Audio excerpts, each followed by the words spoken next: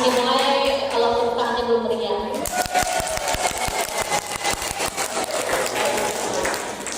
Ini maaf ya, layarnya sampai ke selesai pun kamu. Mau tulis jadi Kursinya ada bajunya di depan.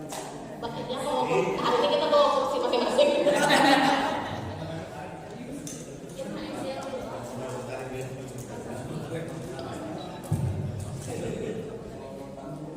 Baik, bismillahirrahmanirrahim. Assalamualaikum warahmatullahi wabarakatuh. Alhamdulillah wa syukurillah wa la haula wa la quwwata illa billah. Mari sama-sama kembali kita memuji Allah yang bersaja atas segala kenikmatan, kebahagiaan dan mungkin hari ini kesehatan yang Allah berikan kepada kita, serta salawat serta salam mudah-mudahan selalu terucap dari bibir kita untuk menyanjung sang pelajar kita ya, Nabi Agung Muhammad Sallallahu Alaihi Wasallam beserta seluruh kerabat sahabat beliau ya akhir zaman, dan mudah-mudahan kita adalah umat yang akan nanti diakui oleh beliau di padang mahsyar ya. Itu cita-cita tertinggi kita mungkin ya sebagai muslim dan muslimah yang baik. Mudah-mudahan segala keteladanan dan istiqomah kita dalam melakukan kebaikan-kebaikan selalu dikuatkan, karena yang namanya istiqomah itu susah ya sesungguhnya. Nyuruh banyak tausiahnya dari beliau, karena pas kalau duduk di kantor itu kami berempat saling menasehati dalam kebaikan. Nah, mudah-mudahan itu semua bisa menjalin kekuatan kita saja, karena yang namanya manusia juga di orang itu iman bahwa bulan lonjong sama naik kadang turun bulan, maka insya Allah lingkungan di sekitar kita lah ya kan yang membuat fluktuasi keimanan kita. Nah, mudah-mudahan sekali lagi dengan lingkungan yang seperti ini, lingkungan yang baik, semakin memperkuat kita. Walaupun kita tidak memungkiri ya saja komunitas kita itu pasti ada yang maaf kurang baik atau seperti apa, tapi mudah-mudahan sekali lagi kita selalu dijaga dan dilindungi Allah untuk kita ditakdirkan selalu dalam kebaikan. Baik, hari ini sesungguhnya kita mau rapat bersama dulu, tapi karena tadi Ustazah Jamilah selaku panitia di kepala sekolah untuk kegiatan OSN ini berlanjut saja. Jadi hari ini tingkat gugus, pekan depan itu sudah langsung tingkat kecamatan, lanjut lagi nanti tingkat kota dan seterusnya. Nah, mudah-mudahan kita mengambil bagian sampai mudah-mudahan kembali impian kita supaya mudah-mudahan prestasi siswa kita kembali bisa sampai ke nasional. Baik, CGP siapa yang masih takutan sempat guru penggerak? Ya kan ada itu, ya udah ada lulus. Ada takutan Pak, sedih dulu ya, ada mah kita nulis pulang, ya Allah ya. Tapi sekali lagi saja kembali ke niat aja deh saja ya. Jadi kembali ke niat aja bahwa itu belajar ya. Sejatinya kan seorang guru memang harus belajar, harus banyak membaca terus supaya apa yang nanti kita dapat bisa kita tularkan ke anak-anak, bisa kita sharing ke anak-anak minimal ya, kemudian ke rekan sejawat. Nah, hari ini mungkin seperti apa ya slogannya CGP itu selalu berbagi gitu ya dalam hal kebaikan. Nah, hari ini dua CGP kita yang kata 7 saja biar ada lagi, dan insya Allah nanti menyusul CGP berikutnya untuk bisa sering berbagi lagi, karena ilmu itu kalau diamalkan insya Allah nempel ya saja, nempel dan semakin ingat kita serta semakin bisa memahami, karena ketemu dengan orang yang lain pasti punya masukan yang lain lagi. Nah, maka insya Allah itu akan memperkaya ilmu-ilmu kita lagi. Nah, bismillah, langsung saja mungkin hari ini dua CGP kita mengingat waktu dan kesempatan kita bersama, mudah-mudahan nanti bisa lebih efektif waktunya.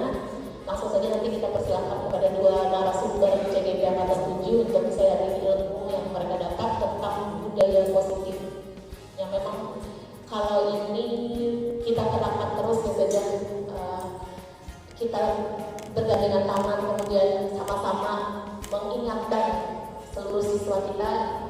Ulun yakin ibaratnya apa yang mungkin sudah kita temui beberapa anak-anak mungkin lupa terus, maka kita lah sebagai guru untuk mengingatkan. Mungkin hal kecil seperti menaruh sepatu gitu ya, mengambil sampah, saling. Senang saja kalau bisa anak-anak tuh sampai itu saja. Ulun pribadi senang banget sih hari walaupun ulun nggak ngajar lagi ke kelas tuh, tapi ketika dia bisa bilang mah senangnya itu juga ditegur sebenarnya sama itu gitu. Itu pun ibaratnya menjadi sebuah kebahagiaan untuk kita. Nah maka yuk kita terus berbagi dan terus mengamalkan apa yang sudah kita dapat, karena ilmu diamalkan tadi mudah-mudahan menjadi kebahagiaan untuk kita semua. Dan itu saja mungkin dari ulun. Terima kasih kepada Sujud Isra yang sudah membukakan hal ini. Untuk waktu ke depan mungkin langsung ya kita persilahkan kepada Ustaz Berjara, pada Sujud Isra dipersilahkan. Dari ulun terima kasih. Melanjutkan untuk materi selanjutnya yang akan ulun sampaikan mengenai 5 kebutuhan dasar manusia. Nah, agak berat ya kalimatnya 5 kebutuhan dasar manusia. Padahal ini hal-hal yang memang sering dan hal mendasar yang memang kita perlukan dalam kehidupan.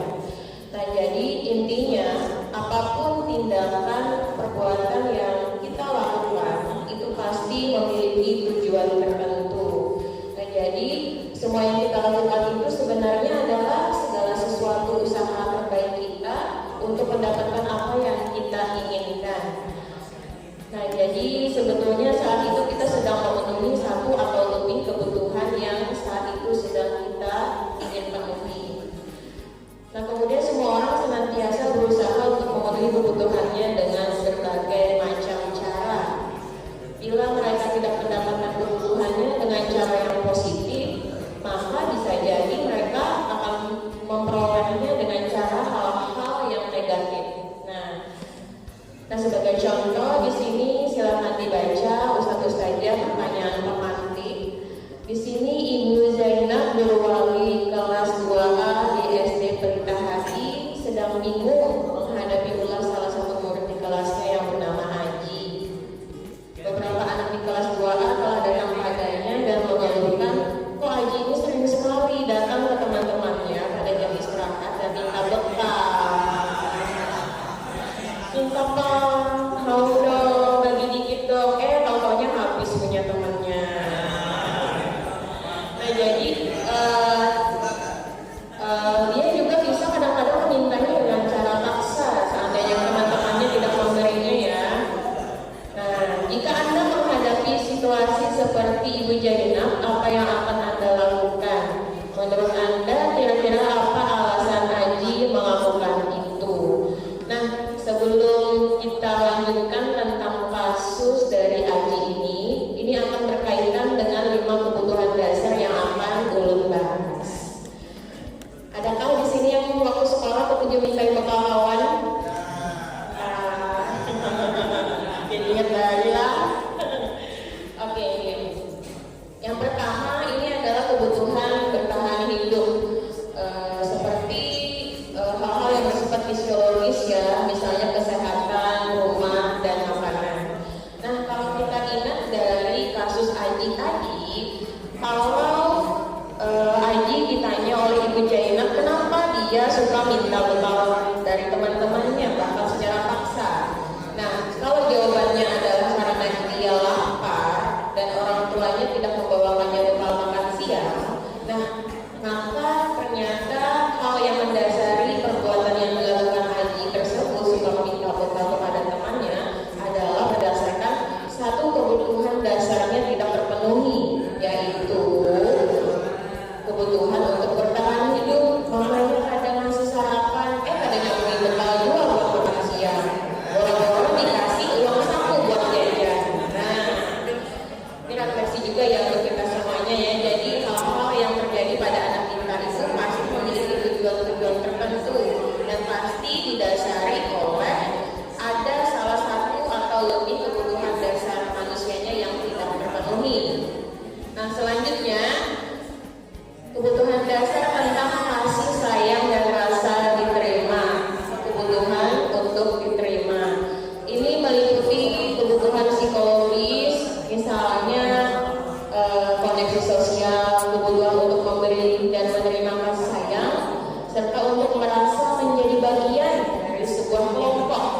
Nah, kebutuhan ini juga meliputi keinginan untuk tetap terhubung dengan orang lain seperti teman, keluarga, pasangan hidup, cie-cie.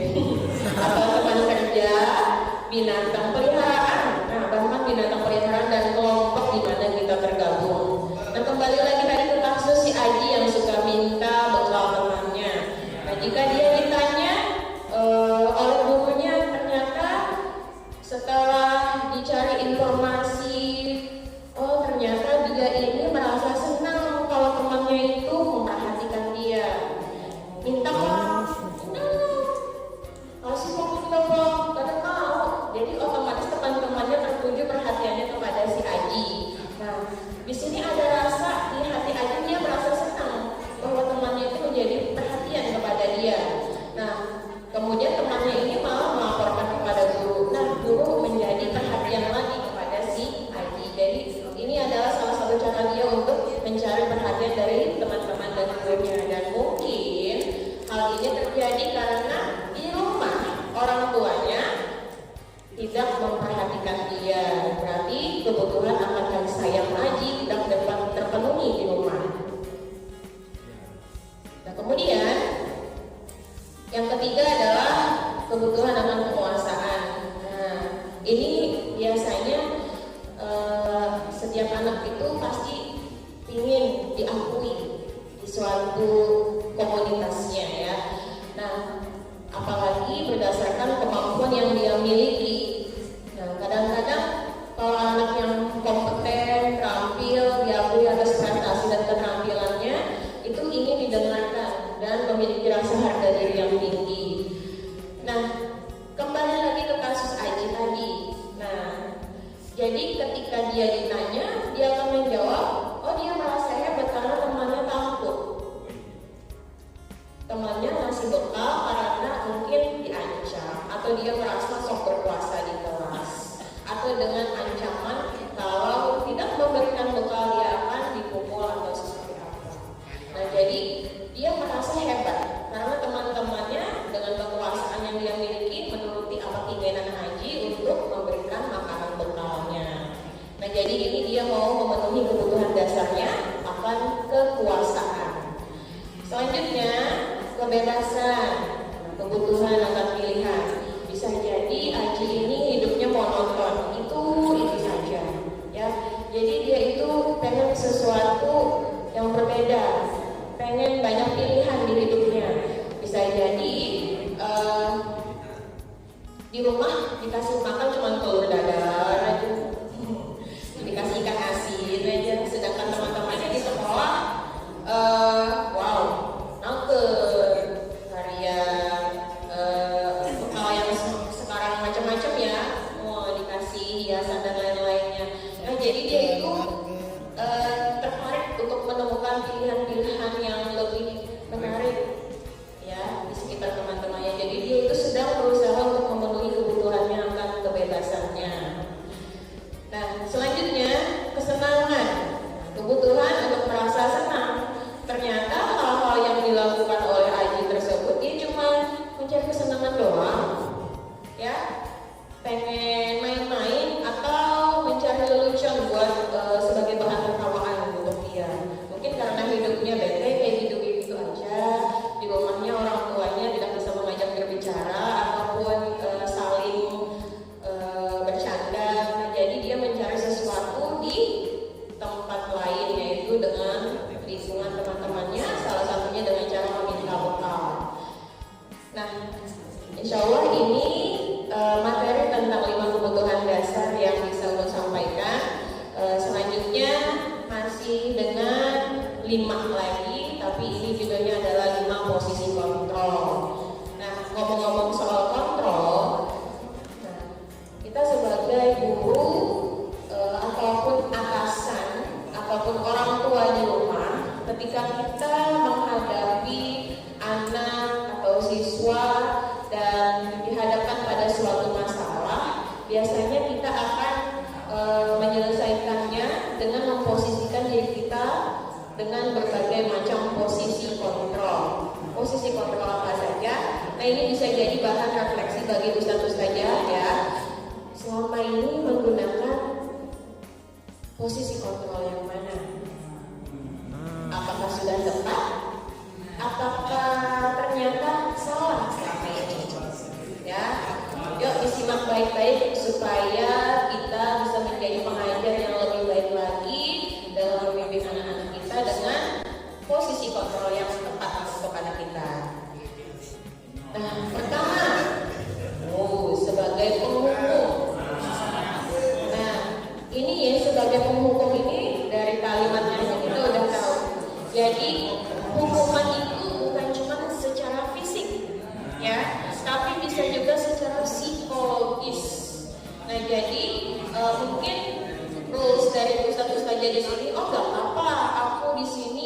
siswanya susah diatur, yang penting aku nggak menyentuh sedikit pun badannya, nggak bikin dia sakit. Jadi nggak apa-apa deh aku marahin dia dengan kalimat yang mungkin bagi anak-anak tersebut ternyata sangat menusuk, ya. Nah, jadi bisa secara fisik maupun verbal. Jadi cara kita ngomong ke siswa, ketegasan kita juga harus kita perhatikan. Dari nada suara, intonasinya, bagaimana penekanan dan pemilihan bahasa khususnya, ya. Jangan sampai sedikit pun kita menyakiti hati siswa, baik secara fisik maupun secara psikisnya. Yes. Nah, jadi tipe-tipe di sini biasanya menggunakan alasan sistem sekolah. Nah, oh ini sistem, atau menggunakan alat yang dapat menekan murid lebih dalam lagi. Nah, biasanya ciri-ciri seorang penghukum ini ada suara tinggi, kemudian bahasa tubuhnya mata melotot, jari menunjuk-nunjuk, kemudian menghardik atau membentak, ya. Nah, mudah-mudahan guru kita di sini tidak ada yang di hukum, ya. Ini kita lanjutkan lagi ke posisi kontrol yang kedua, membuat rasa bersalah. Jadi pada posisi ini biasanya guru itu akan bersuara lembut tapi menusuk.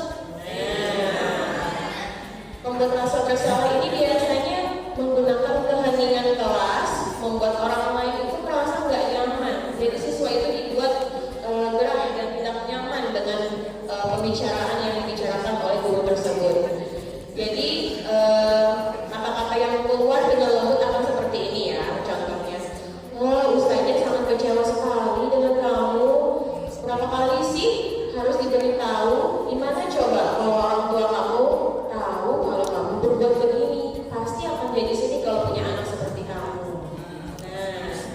Nah, jadi membuat rasa bersalah ini ada suaranya kebalikan dari penghukum tadi. Malah ada suaranya memelas, halus, lembut, bahasa tubuhnya merapat ke anak, mendekat, seolah-olah bergaya lesu.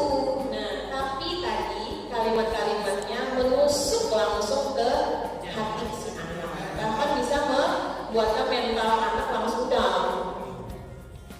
Nah, jadi ini hasilnya murid itu akan menjadi merasa bersalah. Kemudian dia itu pasti akan merasa bersalah mengecewakan ibu atau bapak gurunya, menjadi orang yang gagal dan tidak sanggup memberikan kebahagiaan untuk orang lain. Nah, kadang-kala bahkan sikap ini lebih bahaya daripada penghukum tadi, karena ini bisa mengakibatkan siswa emosinya ini akan tertanam rapat, memendam. Gimana seperti yang kita tahu, kalau siswa itu memendam perasaannya, menahan rapat perasaannya, ketika dia mengeluarkan perasaan itu berakibat fatal. Nah, jadi membuat merasa bersalah terlihat lembut, tapi padahal sangat berbahaya efeknya untuk siswa kita. Oke, selanjutnya untuk teori kontrol teman. Nah, guru di sini memposisikan dirinya kayak kawan. Hey bestie, kita bestie kan. Nah, seolah-olah seperti itu. Jadi di sini posisinya guru tidak akan menyakiti murid, tapi dia akan berupaya mengontrol murid melalui persuasi. Posisi teman pada guru ini bisa berdampak negatif, bisa juga berdampak positif. Positif di sini berupa hubungan baik yang terjalin antara guru dan murid. Tapi hal negatifnya dari posisi teman ini adalah bila suatu saat guru tersebut tidak membantu, maka murid akan kecewa. Nah, hal negatif juga misalkan si murid merasa tergantung dengan si guru tersebut. Dan juga hal negatif yang lain, guru hanya cenderung mematuhi kepada guru yang sebagai teman ini, tapi tidak dengan guru yang lain. Nah, kemudian ini untuk ciri-cirinya ada suaranya ramah, akrab seperti bestie tadi kata Ulun. Bahasa tubuhnya merapat pada murid,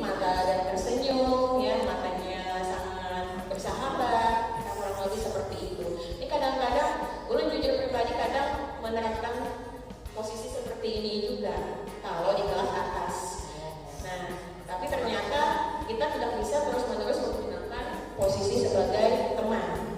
Jadi kadang-kala kita harus men-switch atau merubah posisi kita. Kadang bisa menjadi posisi sebagai teman, kadang kita memposisikan kita sebagai posisi yang lain. Posisi yang lain kontrolnya adalah sebagai pemantau. Pemantau ini artinya mengawasi.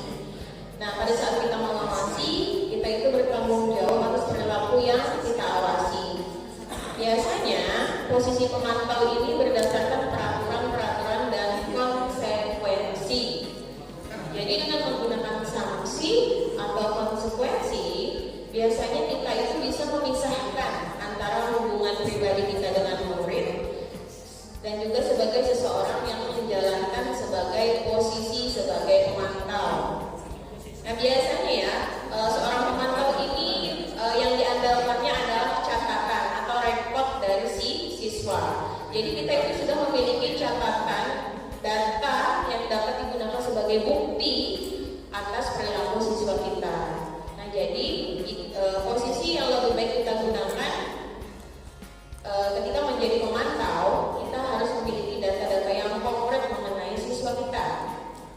Kemudian posisi ini biasanya akan menggunakan stiker, slip catatan atau daftar cek. Posisi pemantau sendiri pun berawal dari teori stimulus respon yang menunjukkan tanggung jawab guru dalam mengontrol murid. Biasanya nada suaranya datar, bahasa tubuhnya formal. Sebagai contoh, di sini ada guru dan Adi.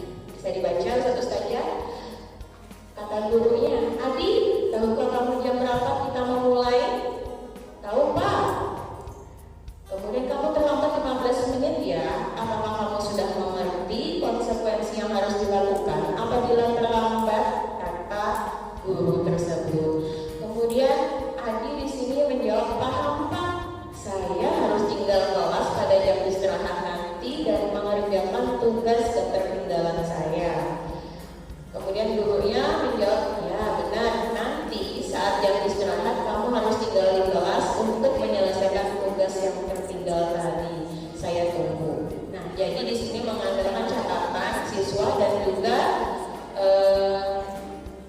konsekuensi atau sanksi yang kita berlakukan, khususnya dalam keyakinan kelas yang sudah kita sepakati bersama siswa-siswa kita di kelas. Kemudian, nah posisi yang terakhir adalah posisi manajer.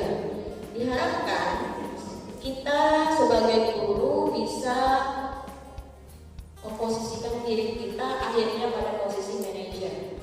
Seperti apakah posisi manajer? Nah, posisi ini adalah di mana guru berbuat sesuatu bersama dengan murid, mempersilahkan murid mempertanggungjawabkan apapun perilakunya. Kemudian kita sebagai guru yang memposisikan diri sebagai manajer, kita di sini hanya bertugas sebagai pendukung. Kemudian mendukung murid agar dapat menemukan solusi atas permasalahannya sendiri. Nah, biasanya kita di sini akan mengajak siswa berbicara. Setelah kita mengajak berbicara, di sini kita bukan bermaksud untuk kamu ini salahnya ini, bukan. Tapi memandu siswa untuk menemukan apa sih kesalahannya tadi. Kemudian kita memberikan dukungan atau semangat bahwa apapun yang telah dilakukannya tadi memang ada tujuan tertentu dan tidak apa-apa. Semua manusia pasti melakukan kesalahan. Dan kemudian kita bimbing lagi, kita tuntun murid kita untuk menemukan solusi dari permasalahannya sendiri. Misalnya ketika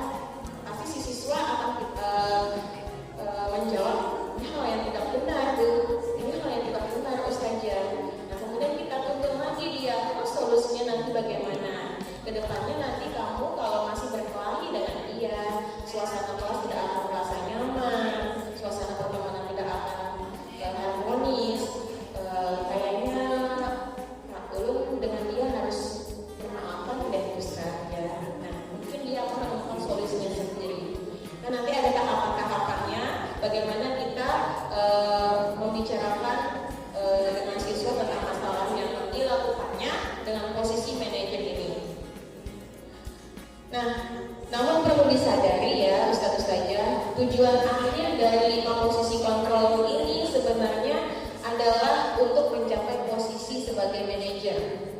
Ini adalah posisi yang terbaik di antara semua posisi yang lain. Kenapa? Karena di mana posisi ini murid bisa menjadi pribadi yang mandiri, merdeka, dan bertanggung jawab atas segala perilaku dan sikapnya. Dan pada akhirnya dapat menciptakan lingkungan yang positif, nyaman, dan aman. Nah, ciri-cirinya biasanya ada suara tulus, bahasa tubuh tidak kaku, dan mendekat ke murid.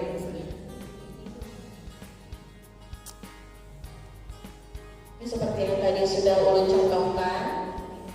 Nah, kemudian yang Ulun jelaskan adalah tentang materi terakhir, segitiga restitusi. Segitiga restitusi ini adalah tahapan akhir ketika kita menghadapi masalah siswa. Kemudian di sini adalah upaya kita agar peserta didik kita berproses dalam memperbaiki kesalahannya. Biasanya restitusi ini memberikan kesempatan bagi peserta didik untuk mencapai disiplin yang positif, memulihkan diri dari kesalahan. Kemudian restitusi juga membantu murid untuk jujur kepada dirinya sendiri, karena di sini posisinya kita akan membimbing dia sendiri untuk mengetahui apa kesalahannya, menyadari kesalahannya, dan menemukan solusi atas permasalahannya sendiri. Sehingga ketika permasalahan tersebut clear, selesai, dia bisa kembali ke kelompoknya dengan menjadi siswa yang lebih baik lagi daripada sebelumnya. Nah, pada tahapan restitusi ini, guru menciptakan suasana atau kondisi yang membuat murid bersedia untuk menyelesaikan masalahnya sendiri. Nah, kunci dari tahapan segitiga restitusi ini adalah kita menciptakan suasana atau kondisi yang membuat murid itu bisa bersedia menyelesaikan masalahnya sendiri. Nah, jadi 3 tahapan tersebut dalam segitiga restitusi ini, yaitu yang pertama adalah menstabilkan identitas. Apa itu menstabilkan identitas? Nah, tahapan ini yang kita lakukan adalah memberikan kalimat-kalimat penguat untuk meredam dan menstabilkan emosi siswa. Ya, sehingga ketika kita ajak berbicara, kita redamkan emosinya, kita rangkul dia, kita ajak mereka berdua dengan kita ngobrol tanpa dilihat murid-murid yang lain. Nah, di situ dia merasa tenang, merasa aman, emosinya sudah mulai terkontrol. Kemudian ketika dia sudah merasa di posisi yang nyaman, dia akan mudah untuk diajak berbicara. Nah, pada tahapan ini juga bertujuan untuk meyakinkan peserta didik bahwa mereka bukanlah orang yang gagal, tapi melainkan orang yang sukses. Jadi support system dari guru sangatlah penting, bukan malah guru yang memojokkan. Misalnya kamu juga nih, kamu juga nih, kayak tuan.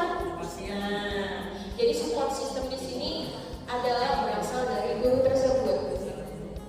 Oke, setelah di posisi menstabilkan identitas di tahapan ini, kita akan lanjutkan ke tahapan yang kedua, yaitu memvalidasi tindakan yang salah. Maksud dari validasi tindakan yang salah ini, pada langkah ini hal yang kita lakukan terlebih dahulu adalah memahami kebutuhan dasar yang mendasari tindakan yang dilakukan murid kita. Nah, jadi kembali lagi ke materi 5 kebutuhan dasar. Kita ketahui apa hal yang mendasari siswa tersebut melakukan perbuatan tersebut. Pasti ada tujuan tertentu yang berkaitan dengan 5 kebutuhan dasar tadi. Apakah mengenai kebutuhan survivalnya, ataukah karena keinginan kebebasannya, atau dia ingin merasa berkuasa, ataupun yang lainnya. Nah, selanjutnya kita itu mengajak siswa berbicara, memahami alasan yang mendasari siswa tersebut melakukan kesalahan, sehingga pada tahapan ini murid akan merasa dipahami.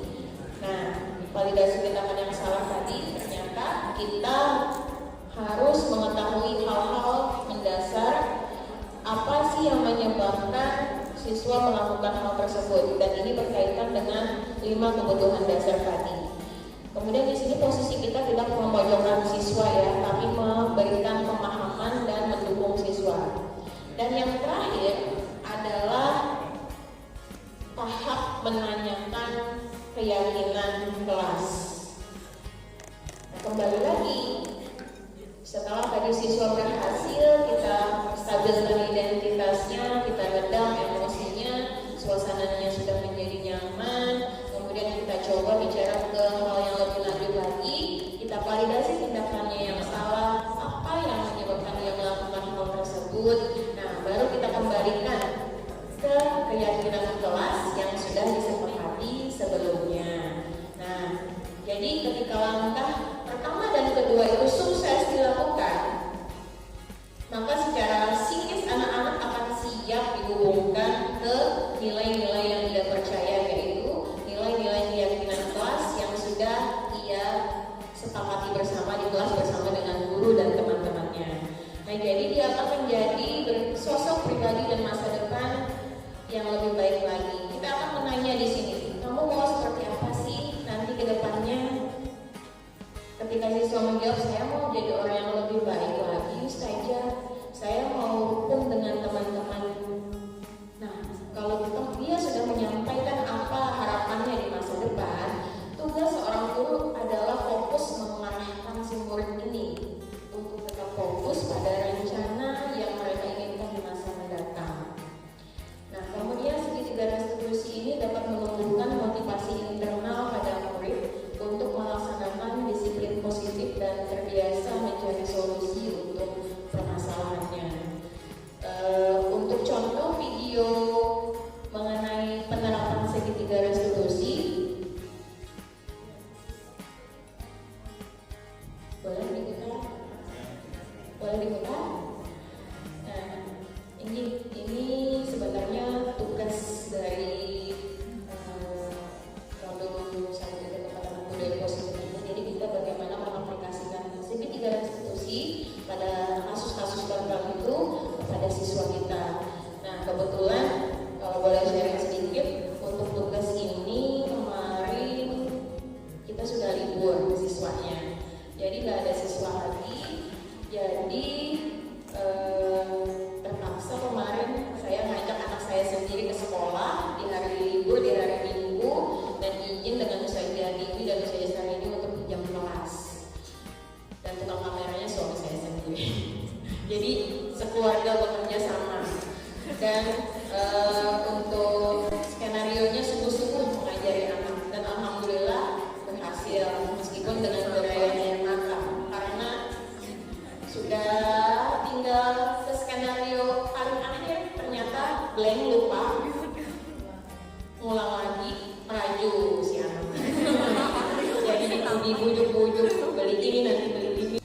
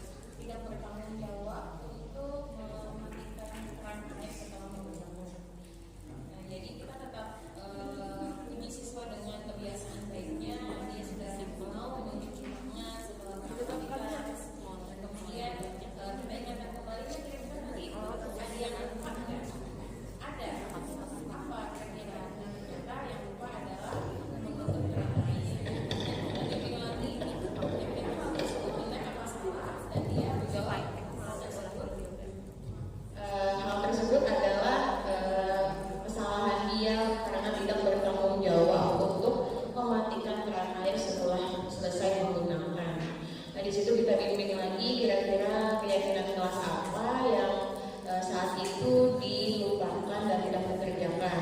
Dan dia menjawab mengenai hal bertanggung jawab. Kita ingatkan lagi ke depannya dia untuk bisa melakukan tanggung jawab yang lebih baik lagi ke depannya. Nah, insya Allah itu yang bisa Ulun sampaikan, 3 materi dari 5 kebutuhan dasar manusia, kemudian 5 posisi kontrol, dan yang terakhir adalah tahapan segitiga restitusi. Kesimpulannya tadi dari 5 posisi kontrol, tahapan yang paling baik adalah kita bisa memposisikan diri kita sebagai manajer, di mana kita sebagai manajer kita bisa men-switch kapanpun kita menjadi teman bagi siswa, dan pada saat kapan juga kita bisa menjadi posisi pemantau bagi siswa. Nah, insya Allah itu dari Ulun. Penutup dari Ulun minta tolong kepada Ustadz-Ustadzah untuk bisa mengisikan link yang aku kirimkan ke grup, bisa diisi mengenai seberapa jauh pemahaman Ustadz-Ustadzah mengenai materi yang Ulun dan Ustadzah sudah sampaikan. Saya mohon maaf dari Ulun dan Ustadzah Ira. Terima kasih banyak atas waktunya. Mudah-mudahan hal ini bermanfaat untuk kita semuanya, dan khususnya untuk Ulun pribadi untuk memperbaiki diri Ulun pribadi ke depannya terhadap anak didik kita. Semoga ini menjadi PR besar kita dan bisa kita laksanakan ke depannya. Saya mohon maaf dari Ulun. Terima kasih banyak. Assalamualaikum warahmatullahi wabarakatuh. Guru yang maaf yang sudah ikut pelatihan lama, kayak dulu saja Fitri lagi pelatihan apa kewalasan kayak wali kelasan. Ketika buat peraturan saja ya, itu usahakan singkat, tidak banyak, kalimat positif, jelas aturannya, jelas konsekuensinya, dan semua menggunakan, maksudnya semua memakai aturan itu. Ulun pernah bikin aturan 12, ketika ada dari 12 itu 3 yang tidak dijalankan, maka harus ada review dari kita. Kalau enggak, kita coret peraturan ini, ngapain punya peraturan ini kalau nggak dijalankan, benar. Maksudnya kita tegaskan kita sebagai guru, sebagai wali kelas, tapi di kelas itu kita kuatkan lagi. Jadi peraturan yang udah kita buat, yang sudah kita sepakati bersama itu review terus saja. Kalau memang ibaratnya kayak tadi kan segitiga restitusi mengingatkan, oh peraturan yang ini, maksudnya kaitannya saja yang merestitusi anaknya, itu kita kembalikan aturan mana yang kamu langgar kan? Ya kan, jadi mereka terus terus mengingat dan melihat bahwa aturan itu untuk kebaikan kita bersama di kelas, gitu ya. Mungkin sama seperti tim guru Quran juga yang mungkin setiap hari kan kalau penting itu aja setelahnya mungkin bisa dibuat juga aturan ketika terlambat bagaimana. Yang penting tadi tidak menyakiti dengan cara verbal maupun fisik, gitu ya. Melihat karakter anaknya. Kalau yang tadi mau mau jadi penghukum, mau jadi pengontrol atau teman atau manajer, itu tergantung nanti situasinya saja. Jadi manajer memang posisi yang paling oke gitu, tapi tidak semuanya akan bisa kita manajer gitu. Bisa jadi dia teman karena dia sudah oke, maksudnya kita ajak sepatu karena ada sepatu lah, kan biasanya gitu kalau sama anak-anak yang agak aneh yang bisa dijadikan teman, tapi dia nganggap kita nasehatinnya itu masuk sebagai teman gitu. Nah, jadi melihat lagi saja karakter anak itu kan, makanya kalau kita punya 28 maka bismillah mudah-mudahan 28 bisa kita lihat. Sama mungkin kemarin yang pas Al-Quran yang pakai sepatu sejalan. Nah, ketika mungkin kemarin ada kelas 6 masih ramai di masjid, rak sepatu penuh. Lalu pas ulun pas lihat keluar dari kantor, pas sebelum sepatu anak kelas 1 banyak masuk. Mungkin dia bingung, ini rak sudah penuh, ulun kemana? Mungkin ada ngerti bahwa oh berarti nanti mungkin di tim Quran dan di tim guru kelas 1. Nah, kalau rak sepatu penuh, kita susun di sampingnya ya yang rapi. Nanti pas ke Al-Quran, berarti gimana sepatunya udah ditaruh, kemarin sebelum memulai pembelajaran. Jadi kan sama-sama mengingatkan, jadi anak enggak bahwa nanti kalau kesalahan yang dilakukan terus itu akhirnya biasa. Oh kan apa mengangkat sepatu kata rapi, ya kan? Kita sama-sama tidak menegur akhirnya. Nah mungkin seperti itu saja. Jadi sama-sama dikuatkan. Jadi sama saja ketika sama walas dan pendamping itu harus kerjasama. Jangan nih walas ibadah agak tegas, pendampingnya agak lemah, maksudnya agak tolerir sedikit untuk hal-hal yang memang sudah disepakati. Nah itu akhirnya nanti dia akan cari perhatian ke pendamping, ya kan? Nah seperti itu mungkin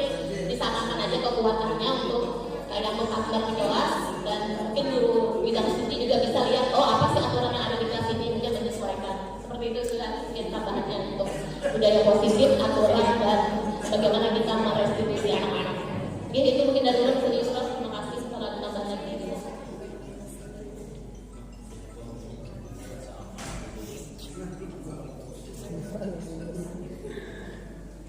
Siap, kalau sudah. Ini maaf ya, ini cukup ya untuk yang